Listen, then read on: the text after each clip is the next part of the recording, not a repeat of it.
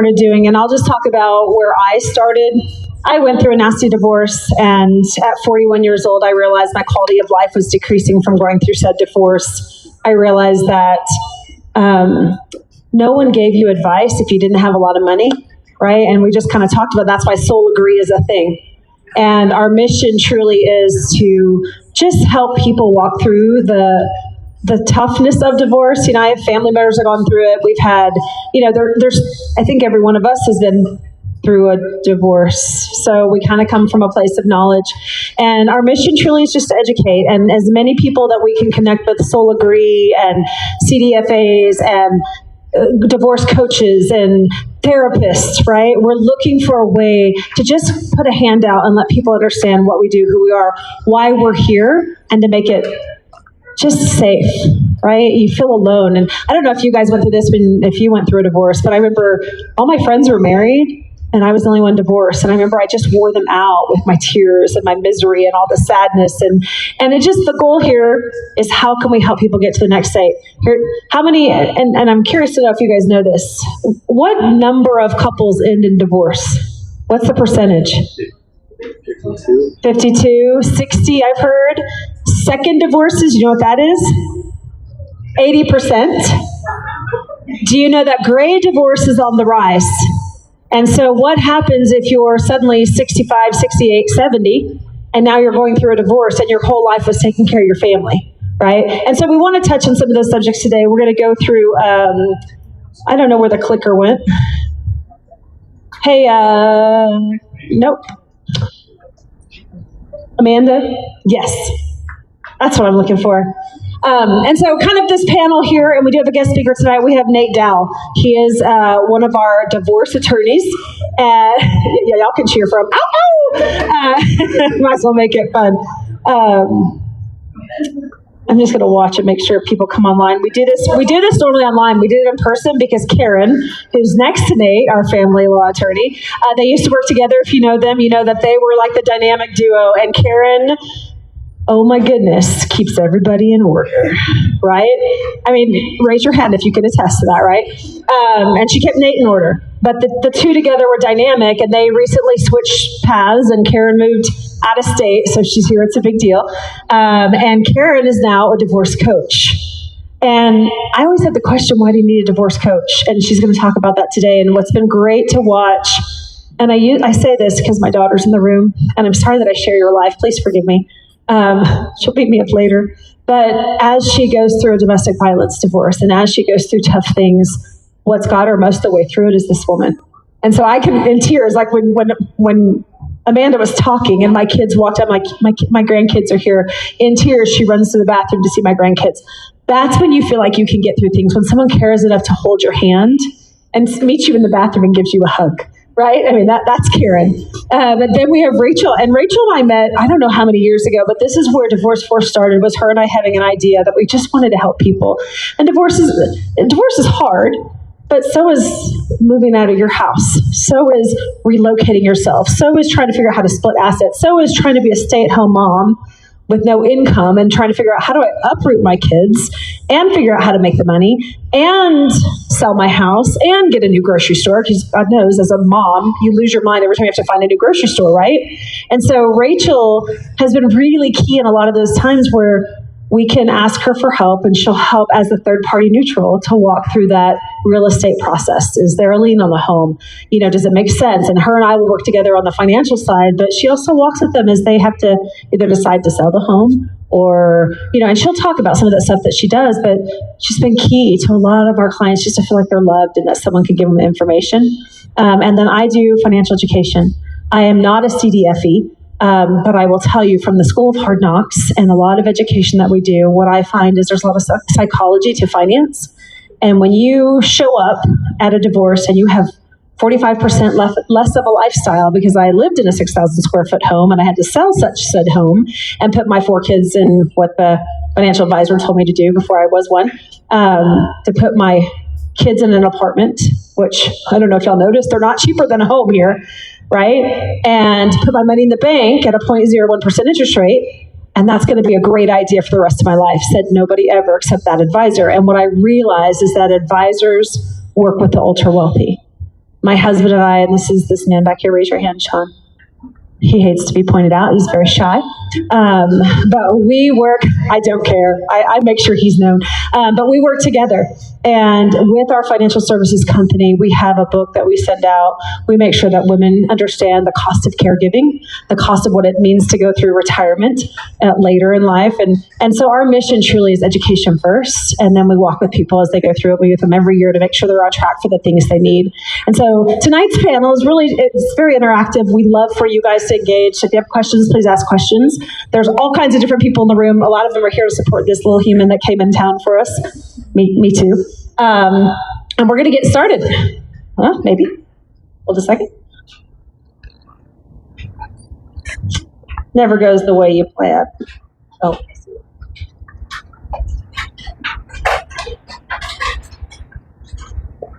Well, have to use the mouse.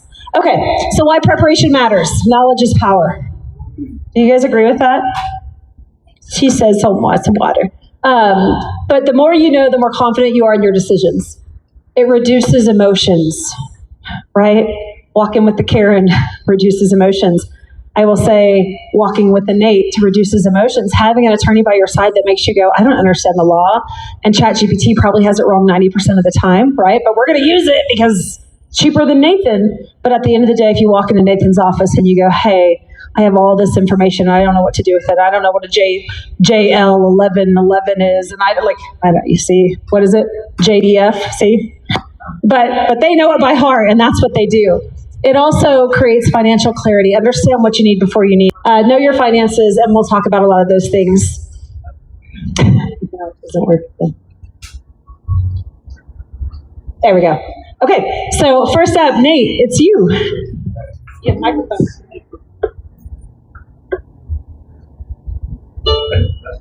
Everybody hear me? You gotta get close. Okay, like this? All right, so I had one idea when I started, changed tracks altogether. Now I've got a lot of pages. I'm going to read through it really fast. But I am going to read it because it's fresh to me. But it turned out to be pretty important, and so I'm traveling this different route. You guys can stop me if I take too long. I'm going to try and go fast. Okay, so how to prepare for divorce. That's the topic this month. Our first meeting was we called contemplating divorce. When you become aware, you can't hear you? Can't hear me? Oh my gosh. You hold the phone. No, I'm kidding. You become aware that the divorce may occur. You realize that divorce implicates all areas of your life. What are those areas? Parenting, property, marital versus separate property, financial support, child support, spousal maintenance, and attorneys, whether you need to hire an attorney, which attorney to hire. You question what all of that means. You're still coming to grips with this. You question what it means. What do I need to know about parenting issues? What do I need to know about property? Will I pay support? Will I receive support? How do I find an attorney? How do I explore other options? Gather information. What's important in a parenting plan? You pay attention to your children's lives more. You pay attention to their needs more. You look at the other parent and you assess skills. Figuring out what your spouse's income and assets and your own and debts are. You look at real properties. You look at mortgages. You look at pensions, retirements, investments. That was our first session, gathering that information. Second session, build your tribe. Explaining the importance of having a team to support you. Team members, coach, financial educator, certified divorce real estate expert, attorney, our guest today, career advisor. Okay. We explained that with the tribe, the process can become more efficient. Hopefully the process is less traumatic. Now we're here at this third meeting. How to prepare for divorce. You gathered your information, you built your tribe. Those are the first two steps. With that information, you can walk into an attorney's office. You're aware of the issues that are affecting your children. You're aware of the issues relating to you as a parent or a co-parent. what property you will be dealing with, incomes, lifestyles, etc. In that situation, the attorney will be able to provide you with some pretty detailed information on what your divorce will look like.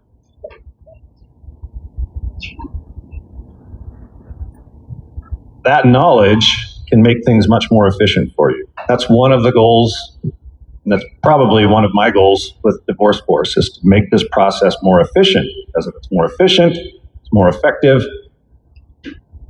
takes shorter period of time, and therefore it costs less money. Okay. So Brandy will discuss the financial implications. You as a couple will still have the same assets, still have the same income, but now you have two households to support with that same amount of money. You have half of your assets. Your lifestyle is going to change. Brandy talks about that quite often. I can talk about attorney fees.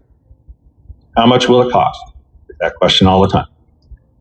My answer, between $5,000 and $100,000. Never give them a solid number because they will hold you to it. Okay. So, $100,000. Let's think about that. With a multi-million-dollar estate, perhaps $100,000 is not particularly significant. Your income is $70,000 per year. You have 3 children. You have $50,000 in marital assets. $100,000 in attorney fees is devastating. It seems obvious that you wouldn't let that happen, right? That's not the case. This is your divorce. It's your whole life. It implicates your children. It implicates yourselves. And when you're scared, and when you're angry, the money takes a backseat. And you spend to accomplish what you want to accomplish in that state of mind. In some situations, of course, you have no choice. You have to fight. Maybe you're married to an abusive sociopath, wants to take the children from you, wants to use the same empower balance that existed during the marriage, after the marriage, during the divorce process. You have to protect your children. It's understandable. You have to spend the money. That's a fairly rare situation. In most situations, the implications are not as significant, not life or death, but we can still let it become a life or death situation. We let our emotions take over. Logic, reason, it disappears. Which is understandable in some respects. Divorce is a significant life event. It implicates more than us. It implicates our spouses, our children, our friends, our relatives, and so on. So we worry, we become anxious, become scared for ourselves and for our children. And that fear can lead to some less than rational thinking, I would say. Creates conflict. Conflict means more discussions, more arguments, more motions being filed in your cases, more contested hearings, more experts, more money. Sitting on a witness stand, being cross-examined, it's not fun. Being deposed, it's not fun. Spouses and parents never come out of contested hearings closer to each other. Usually they come out more angry. It leads to more conflict. Year after year, the conflict persists. Harmful to you, it's harmful to your spouse, harmful to your ex-spouse, your children, it's harmful to your pocketbook. It's the ongoing conflict that leads to hundreds of thousands of dollars in attorney fees. And you get no satisfaction from it. So what am I saying? In a lot of circumstances, comes from fear, stress, anxiety, and how we deal with it. Huge question. How do we deal with it? Do we move toward? Do we move away? Do we move against? How do we function when our nervous system is escalating? Do we fight? Do we run? Do we freeze? Do we appease? How we cope with difficult situations determines how we move through the divorce. And this leads to my belief, the whole point of what I'm saying, that in divorce preparation, you must include emotional support. Your tribe must include someone or something that gives you emotional support. Maybe it's a therapist, maybe it's a coach, maybe it's a mentor, maybe it's a sponsor, maybe it's a best friend. Someone who will not appease you or humor you, but will help you deal with the emotional difficulties of divorce. And of course, you have to pay attention to your physical health. Walking, running, yoga, whatever works for you, whatever blows off steam, whatever makes you think more clearly. You're able to incorporate emotional support into your tribe, physical exercise into your routine, the divorce process will become much better. You will have a better chance of reducing conflict.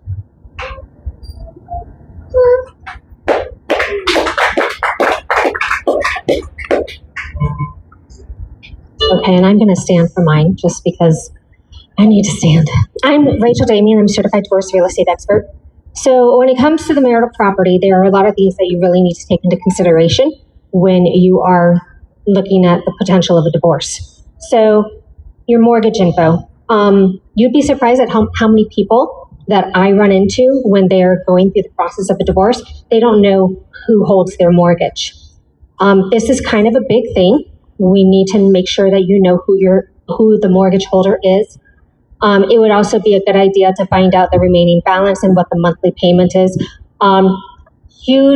Hugely important is to stay current on your payments and don't allow the home to go into foreclosure. One thing that I have seen is when the orders don't necessarily specify who is going to be responsible for the mortgage payment, then the house goes into foreclosure.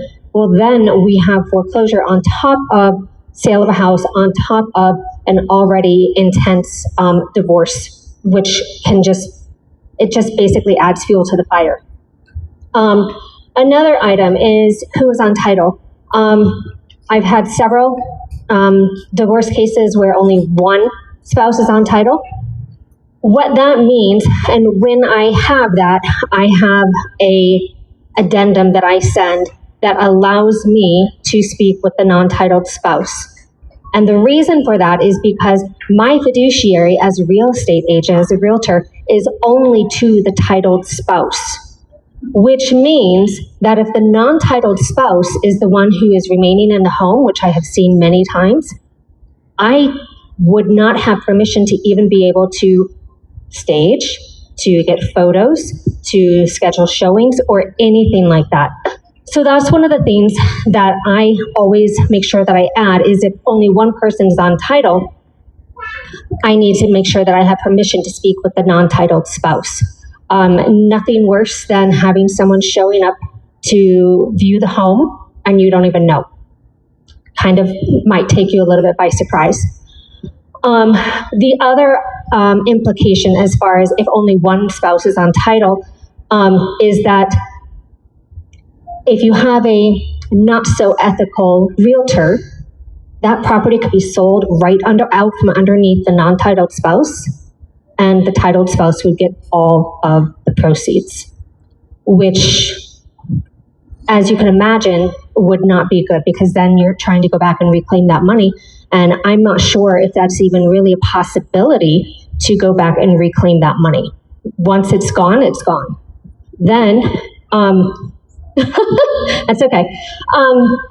Then you also sometimes have different people on the loan. Most commonly, I will see let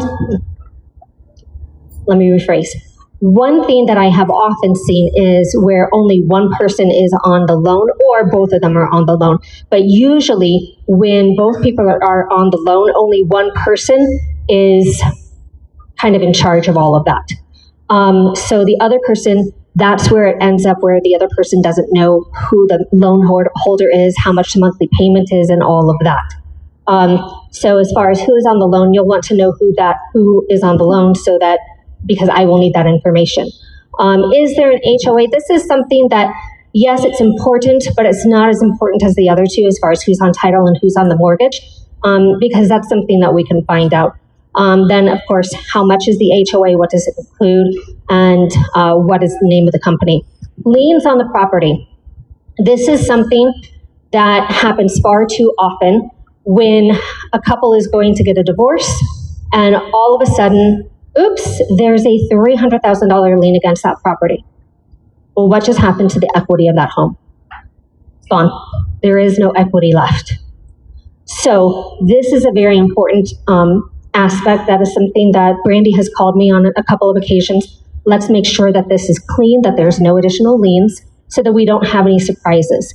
One of the very first things that I do when I get a case is I pull title so that I can then go back to the couples and say, okay, we don't have any additional liens, or were you aware that there was this lien against the property? And that way we make sure that we're all on the same page and there are no surprises that come up when we're getting ready to close the property. Estimated equity in the home. This way, obviously, you have an idea of what numbers you're playing with. Another thing is, and this is probably the most important, is can you afford to keep it and can you refinance? We all know that the home tends to be a huge point of contention. The worst thing, a bad thing that could happen is you spend thousands of dollars fighting over who gets to keep the home, only to find out you can't even afford to keep it, or to find out that you're unable to refinance it into your name. So that's why I always tell my family law attorneys, bring me in early, because there's no sense in spending so much money fighting over the home if it's not even an item to be fought over.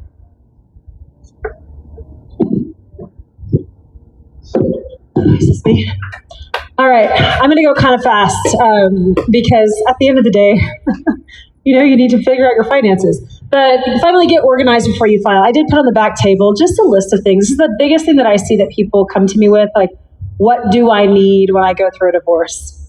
Yeah, what's the checklist? What do you need? Well, if and I'll kind of use my story to kind of weave throughout it because it helps it make sense. I took care of the kids. I was a stay-at-home homeschool mom. I love those little humans. I would have done it again and again and again and again. But while I was doing that, I didn't learn to pay taxes. I didn't know who was paying the taxes. I know the money came in, I could pay off the bills. But there was a point with which after the fourth child, you're like, you do the finance. I'm going to do everything else. Well, lo and behold, 21 years of marriage, I ended up with, oh, my name wasn't on the title.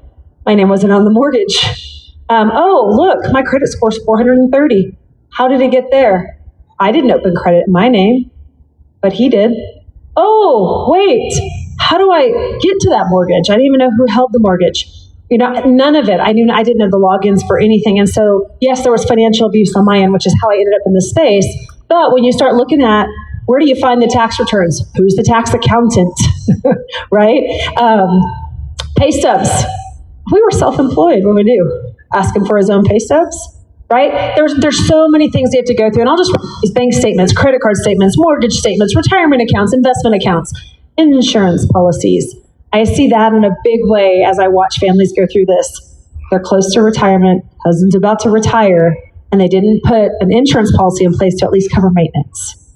Big area that I see that people end up struggling through and poverty-stricken from. Estate planning documents, business ownership records. Our firm tends to do a thing called the 7 money milestones. We teach people how to get out of debt. We teach people how to budget. Guess what? You don't learn that in school, guys. Did you know that? Think back to school. Our age group learned how to balance a checkbook. Brenna Rose, do you have a checkbook? Do you even know what a checkbook is? I homeschooled her. I didn't think to teach her about a checkbook, right? And you start going, oh, wait, there's a little gap in learning there. Business ownership records, that was another big deal for us. But as you build your personal financial snapshot, what is the equity of your home?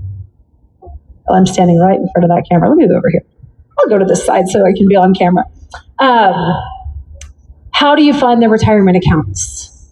Where do you find the retirement accounts? What if you're self-employed? Savings and investments, vehicles, how do you split them? Where do you find them? Thank you. Cash flow, what's the income?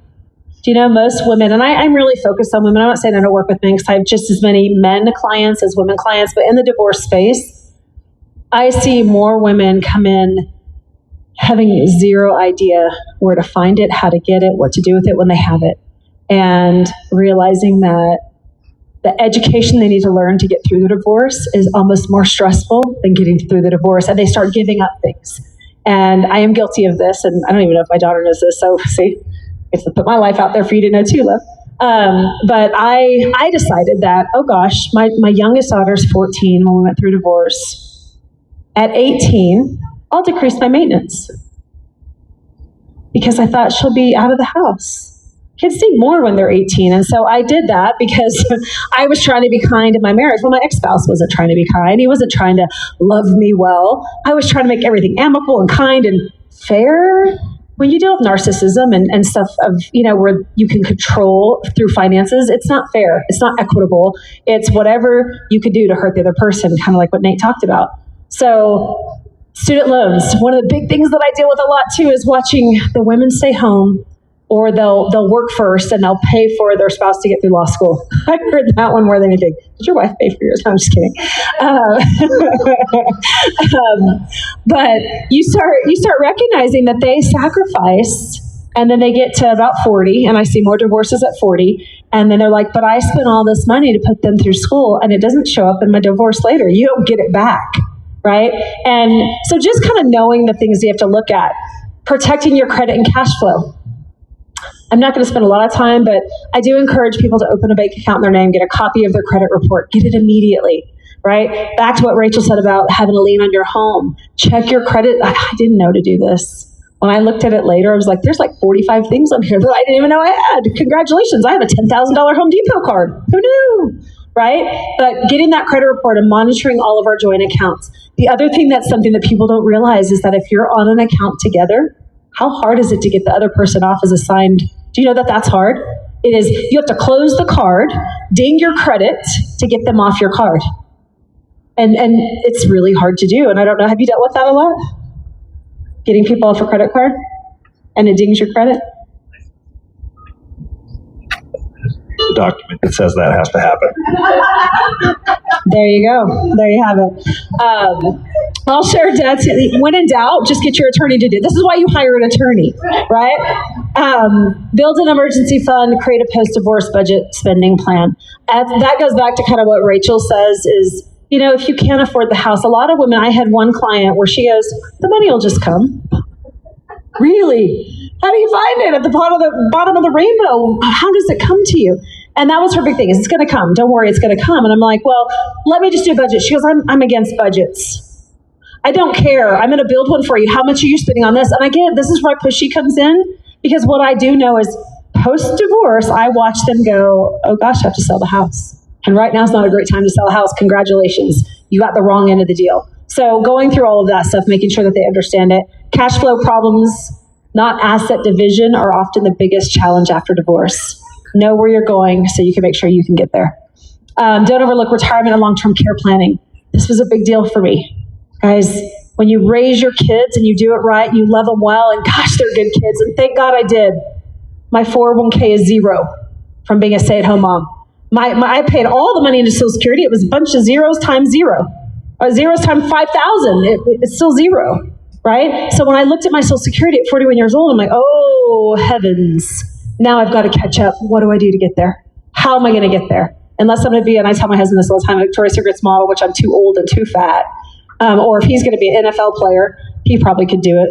But at the end of the day, if I didn't, to lose that time, the time value of money to catch up, I didn't have the time to catch up. I'm scrambling now. I mean, I'm in the financial industry, so it's a wealthy industry, but you start going, I didn't have a pension. Pensions aren't even, there's like, teachers have pensions, right? Maybe an old pilot has a pension, but those are gone. Social Security's on its way out with the baby boomers. So now, what happens if you go through gray divorce and you're going to get divorced? Where does the Social Security go?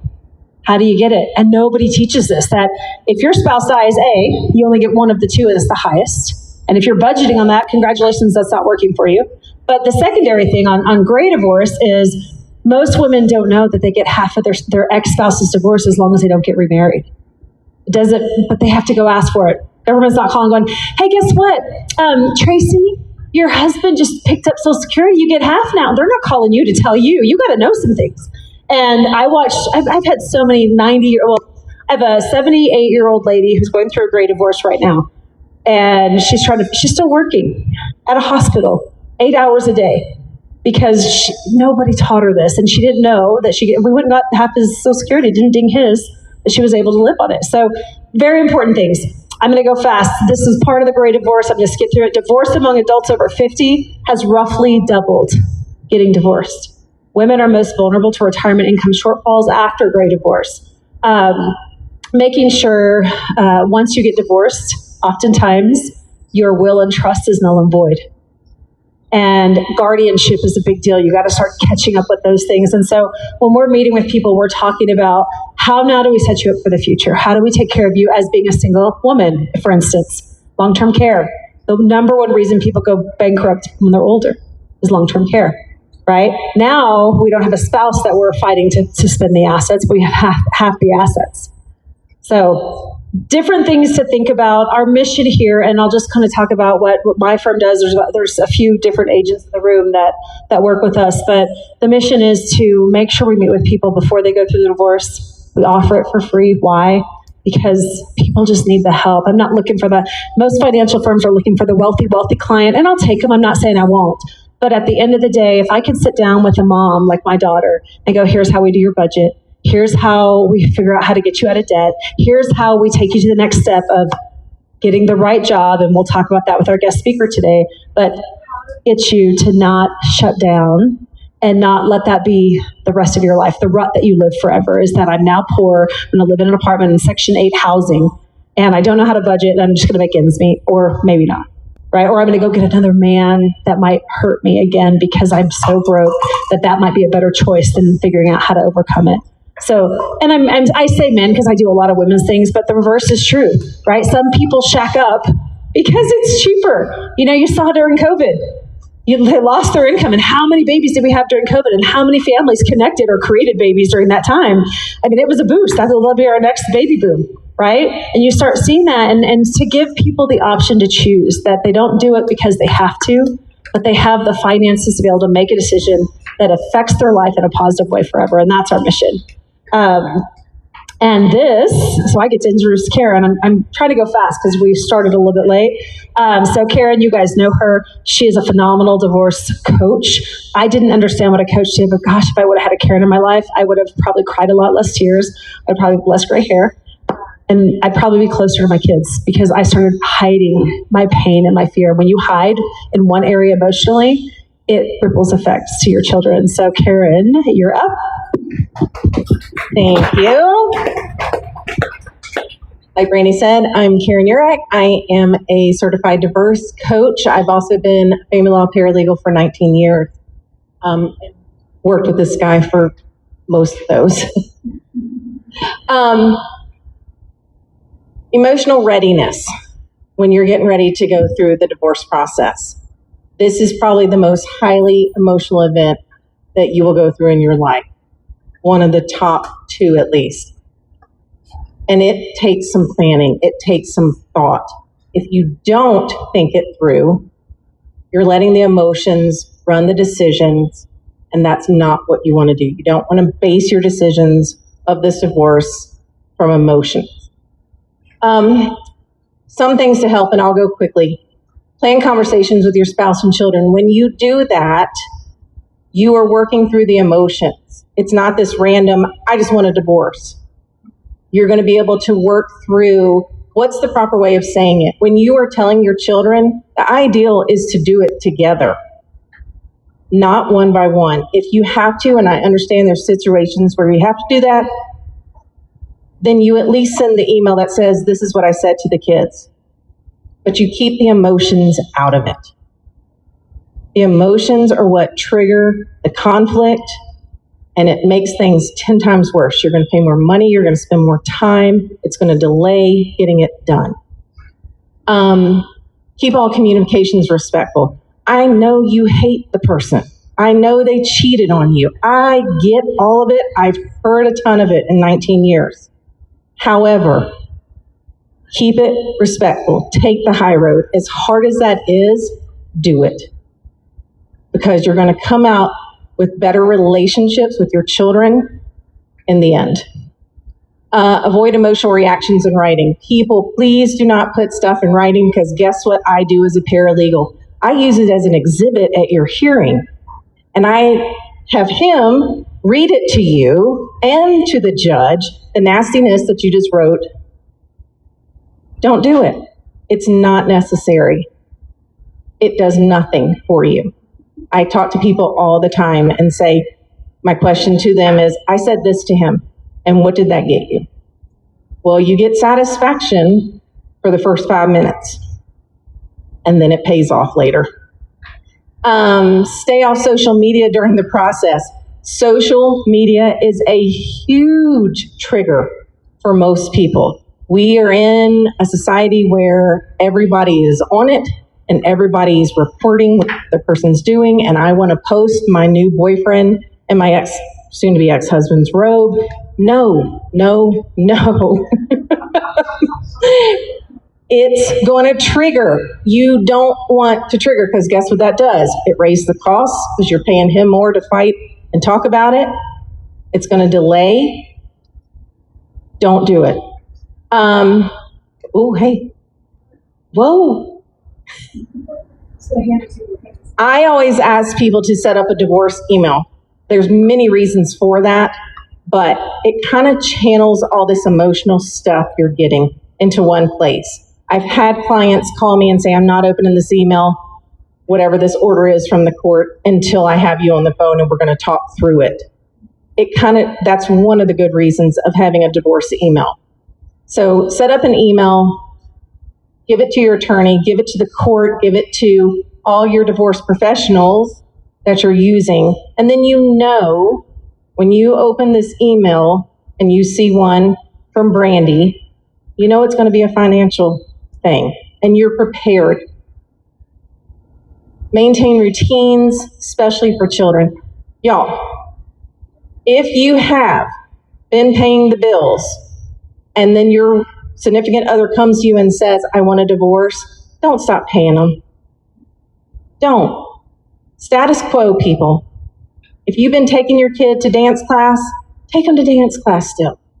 Kids need routines. If you have children, keep the routine as much as possible.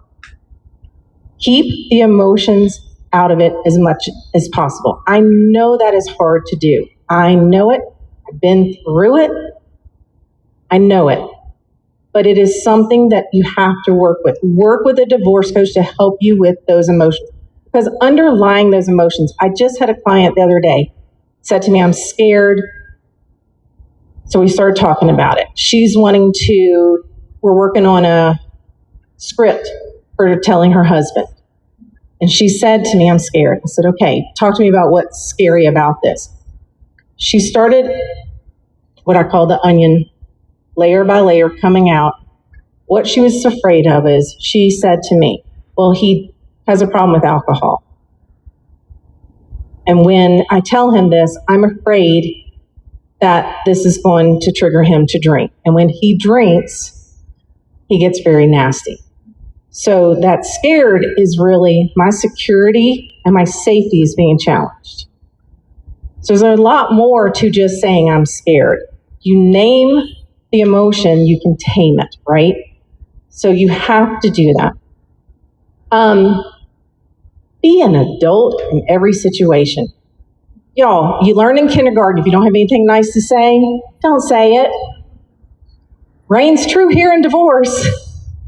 Please, keep it on the high road. It will pay off. I promise you. I promise you it'll pay off.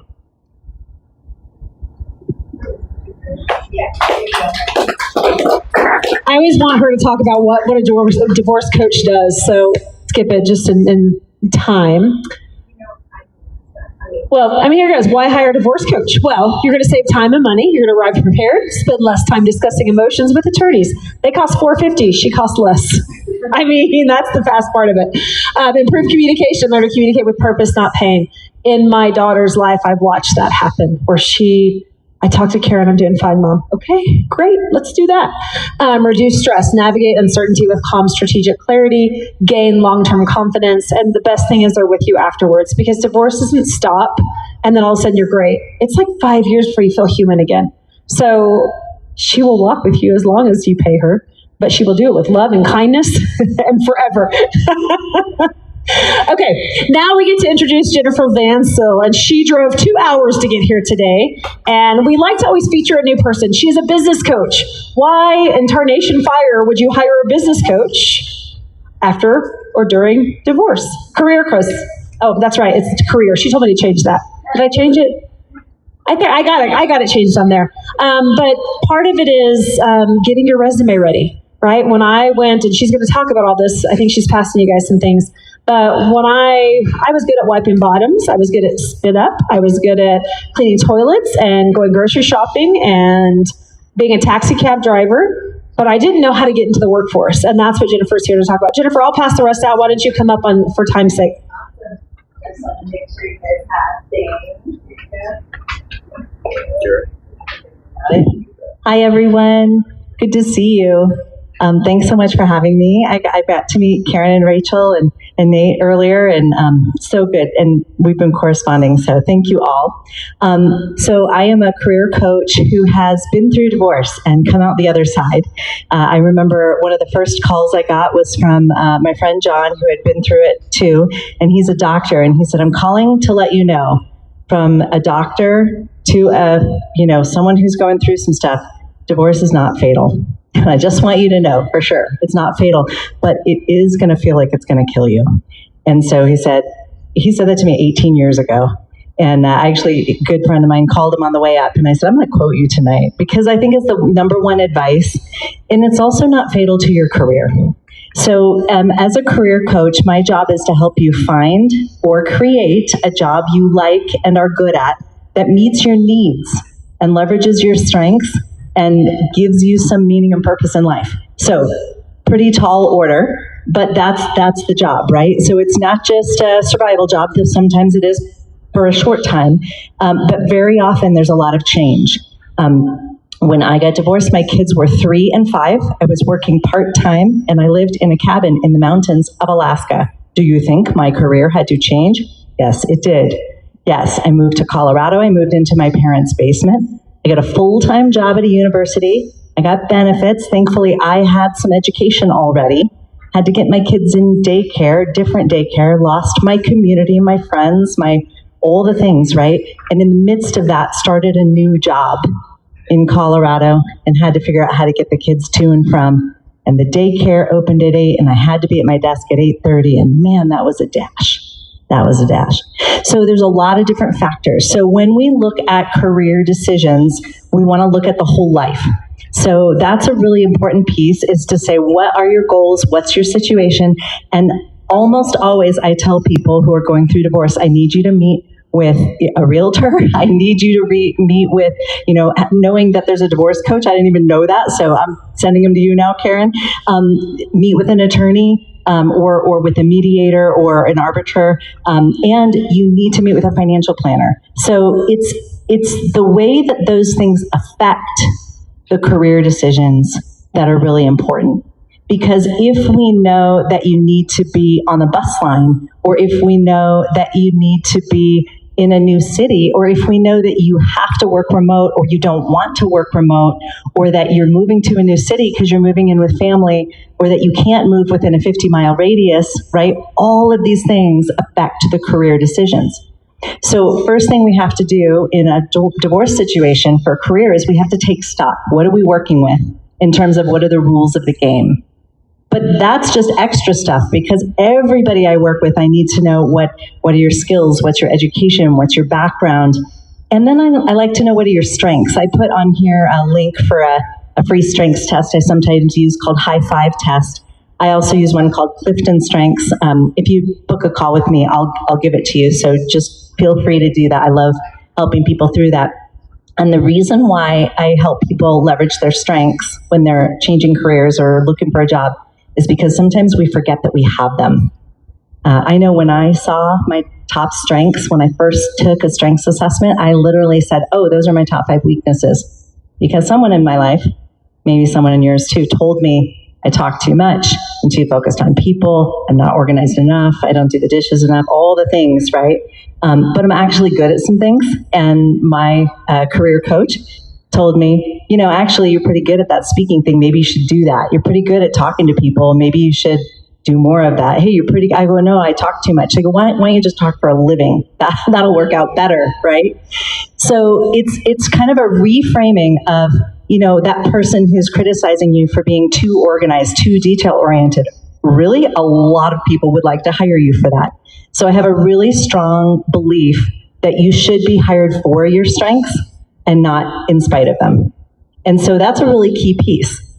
So we've got to look at not only strengths, but skills and also meaning and purpose, because you can be the greatest accountant in the world, but if you're doing accounting for a kind of company that's going to suck your life out or kill your soul because you don't believe in what they're doing, that's also really important to pay attention to, because when you're in the middle of a divorce, and especially if there's kids or even if there aren't, right? I'm in my 50s and I've got a family member right now and 2 family members right now in their 60s going through divorce. And it's stressful no matter if you're the grandma or the mom or the dad or the grandpa or the uncle, or it doesn't matter who you are. It's stressful. So you need to get the career part as settled as you can in whatever emotional capacity you have. So, sometimes great advice is don't make too many changes at once. I did not take that advice. I moved from Alaska, put my kids in daycare, went from part-time to full-time, got a new job, new community, new house, moved into my parents' basement, sold my house, all in the same month. Don't recommend that. So if you can avoid that and you can stage your decisions, right, get the divorce settled and then look for the new job. Retire and then settle the paperwork. Sell the house and then retire. If you can stage it a little bit, but that can't always be controlled. So sometimes you have to look at that. One of the biggest things that I think people don't realize with career decisions is they really think they're alone. And so I did put on this worksheet that I gave you all, and those of you watching online or watching the recording later, we'll make sure there's a link to it. So resources to support your job search. I want you to know that there are free and paid resources in every community. So there is a place called America's Job Center Network. It's federally funded, and it is in every community. So if there isn't a physical location, there is a virtual location that serves every community in the United States. It is free. It is federally funded. They help you with job search, resume, cover letter, LinkedIn, all the things. Now, it may be group stuff. It might be online stuff. It might be, here's a worksheet or a template, right? It maybe isn't as much personal attention as you might get if you hire someone to work with just you. But in all the cases I've seen, they do still meet with people one-on-one, and they have wonderful group workshops, and they have wonderful resources. So America's Job Center Network, you can Google that. It's here on the sheet. I'm also part of Colorado Career Development Association, and if you're watching this online later, every state in the U.S. has an association like that, and many international locations also do. It's kind of subsets of the National Career Development Association. Well, lots of professionals like me are registered as members of those organizations, and you can search and find us. So not only do you just have to go with the one career coach that you met or your friend knows, you can actually search and figure out who you want to meet with. Every career coach I know offers a free discovery call. It's on my website too. Feel free to book in a call. If we can answer your questions in a half hour and that's all you need, amazing, no charge. But what we might do in that half hour is let's just take stock of where are you going to get support? Are you going to pay for support? Does the free support down the road meet your needs or does it not? Do you need a little bit more hand-holding? I find that when you're doing job search and you know what you want, a lot of the free resources work pretty well. But when you don't know what you want, I do a lot of time with career transition. I do a lot of coaching around that. And that I put a chart on the top of this page that kind of showing the different kinds of career change you might do. Because you might do same company, new role. Okay, I really need to make more money. Let me try to get the promotion. Might do that. You might do same role, new company. I hate this company, but I'm going to do the same role. Or I'm moving across the country now. I just need a similar role in a new place. That's the goal. Or same role, new industry. Actually, I live in Iowa and there's lots of farming, but now I'm moving to New York City and not so much farming in New York City, but maybe I could still be an accountant. I just can't be an accountant at a farm. So same role, new industry is a little bit bigger change. And then new role, new industry. Screw it all. I'm going to run an orphanage in Zimbabwe, burn it all down, right? We're going to do something totally different. So sometimes it's a big, big change. And sometimes I know I have a family member who went to grad school in the middle of a divorce. And I remember when he asked me about it, he was like, do you think I'm crazy? I said, no, I think you're in transition and I think you're preparing for it really well. Because actually the master's degree that he was getting was going to open up a whole bunch of job opportunities for him. And it did, in his case, actually make sense. And he had some family support to help with childcare while he was doing it. And actually, the ex was pretty supportive because it put him in a better financial situation, which put her in a better financial situation. So there's all kinds of choices. I did put on here resources at colleges and universities. One of the things that a lot of people don't realize is that if you are going to community college, even taking a class, or going to university, or you're going back for a master's, or you're doing a graduate certificate, or whatever it is, the universities have free career centers. All universities and community colleges that I've ever seen, and I worked in higher education for 25 years, they all have career centers, or they have a career person. So it doesn't matter if you're at a vocational school, if you're at a large university, there's some person there whose job it is to help you find work. And they don't charge you because you're already paying tuition. I mean, they charge you a lot for tuition, right? But it's included. Speaking of that, because I joke about that, but if you don't have money, college is free. Tell your friends.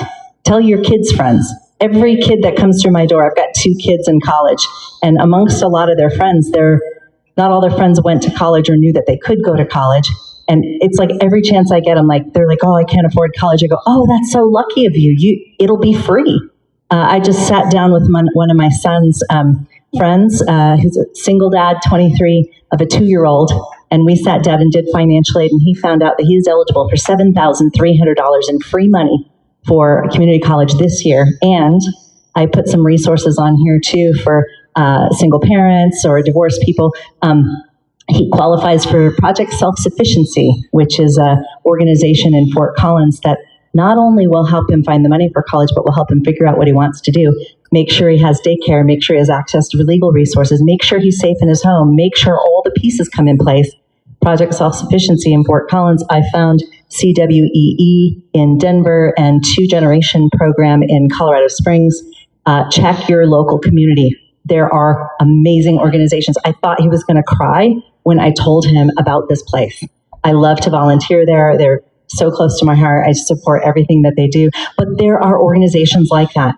And so we have to find them. There's an organization in Fort Collins called Women Give. It's part of United Way. They pay for daycare scholarships for single moms going back to college. Amazing. When we have the luncheon for Women Give, there's 1,000 people in the room supporting the scholarships.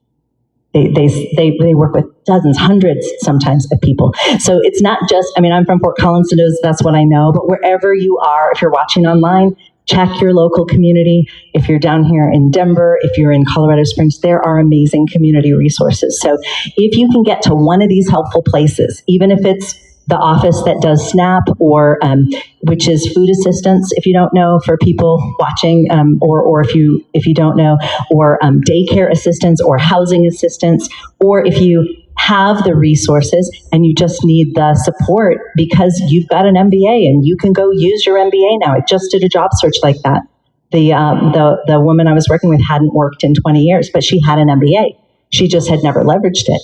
It was still a challenging job search because she'd been out of the workforce for 20 years, but we got it. We figured it out. She's working. She's on her way to promotion. She's looking for a better job now because now she knows she can do it, right? All of those things are available. If you are an alum of a university, most schools offer free career services or very low cost. I went to University of Colorado. They sent me a note. They said, you're in the Alumni Association forever. I was like, I didn't pay. They were like, there's no charge.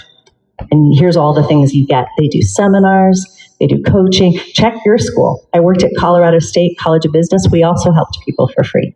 So I'm just name dropping the places that I know, but most of the places, call University of Michigan. They've got stuff. Call Alabama, wherever you went, check with your schools. Or if you're going to school, don't believe that it's off the table. If you are in the middle of a divorce and if you're either going to college or you have a kid going to college, when you fill out the financial aid form, you only put one income. Even if you're not divorced yet, you only put one income. You just do it as separated. So you have to check the legal thing about separated, but separated is less than divorced, right? And you can do it a little quicker, right? I know there's a process. I'm looking at the lawyer. I did it. I know. But if you are actually physically separated, so check the rules on that. But financial aid offices will help. They will make sure that you have those resources. I did put a few resources on your sheet. I just showed you a picture of what a modern resume looks like. If you haven't done one in a while, you might want to check that out. I put a resource on here called the English Meeting Room. It's my favorite website. My friend Hannah runs it, but she's in the UK, so she calls it a CV. It is your CV. And if you check the CV templates, they're beautiful. And that's a terrible English accent. I cannot do it. But they call it a CV, but it's a resume. It's the same thing. In America, CV means like long scientific document.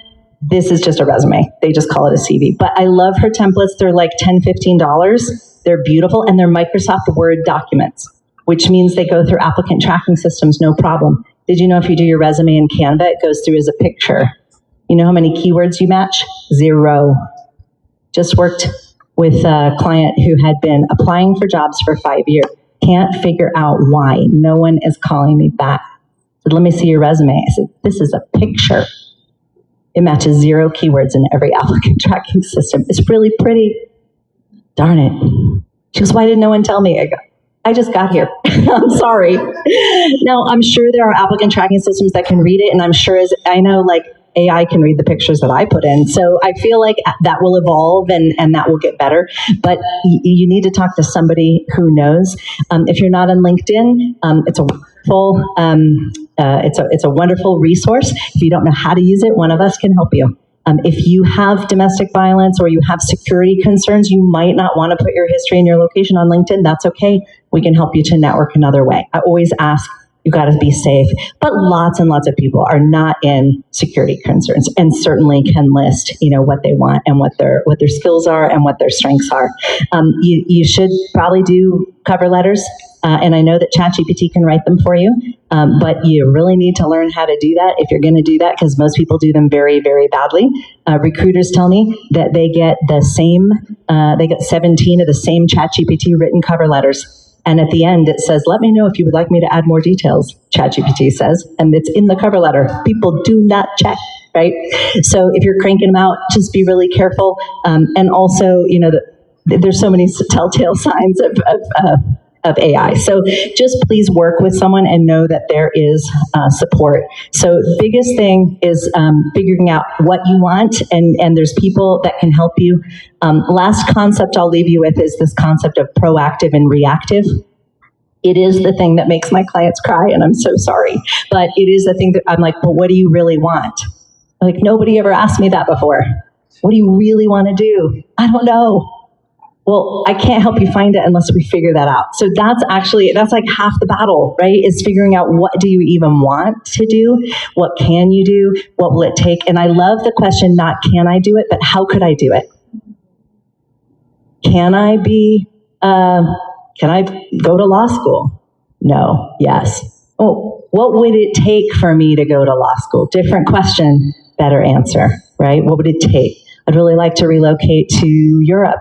What would it take? Let's look into it. There are ways to do it. Okay, whatever it is. I always say we should start with plan A, because plan B is just as hard to execute. I mean, we're looking for a job. Why are we looking for the plan B job? We're going to put all this time and effort in. You really want the plan B job or the plan C job or the job I'll settle for? Because Walmart's not going to hire you if you've got an MBA and 20 years of experience. I mean, they might, but you got to explain the daylights out of that, because they know that you're going to leave as soon as you get a better job. Overqualified is a thing. So let's look for the job that you actually are qualified for. Pretty often I'm telling people that they're shooting too low. And if you really want to go for the thing that you can get, it's better than you realize. One great thing in Colorado is salaries are posted. We have something in Colorado called the Pay Transparency Act. Greatest thing ever, passed about 3 years ago. And in Colorado and 12 other states or 11 other states, jobs have to post a pay scale, a reasonable pay scale. It can't be like 50,000 to 250. That's not a reasonable pay scale. But it'll be like within 5 to 10,000 reasonable pay scale. Lots and lots of people are realizing that jobs actually pay more than they thought. And for your planning, the financial planning, all the attorney planning, the real estate planning, you need to know, what does this job pay that you're trying to get, and how many of them are there? You only need one, luckily, but we do need to figure that out. So you've got a handout. My website is communicatingstrengths.com. I'm happy to meet with anyone for a half hour. I'll do that as long as I can. I have about 8 calls a week where I make those available. So if you're watching online or if you're in the room and you want to ask me some questions, happy to talk with you. And if you just want to know, like, of all these resources, which ones can I access, I'm happy to help. So thank you for your time. Thank you all for inviting me. Really appreciate being here today. Wish you the best.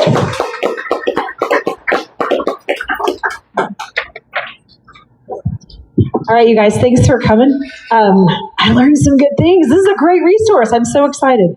I'm buying this for my daughter, by the way. Mark my words. Yeah, thank you guys for coming. We do these once a month. We're going to keep doing them as long as we can. The next one is the do's and don'ts of divorce, and it's July 17th. It's in July. But we're going to get better at getting the word out. This is kind of our test year, trying to get different professionals. And so our goal is to have Jennifer's information on the website, all of their information on the website, just different people. We had Soul Agree on at one point. And we have the lady in the yellow hat in the back does like art therapy. I'm just trying to get her stuff printed out, but and I'll get it sent out to everyone. But at the end of the day, there's so much that we can do. And thank you guys for being here. Have a great night and eat more food if you can.